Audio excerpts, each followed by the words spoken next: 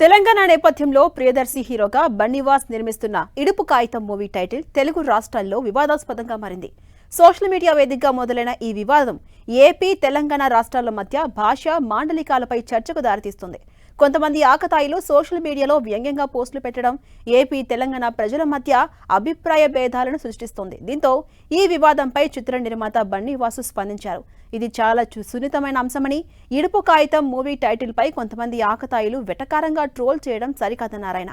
ఇది అన్ని ప్రాంతాల ప్రేక్షకులు మెచ్చే సినిమాని, ఎట్టి పరిస్థితుల్లోనూ టైటిల్ను మార్చబోమని స్పష్టం చేశారు నిర్మాత బన్నీవాసు.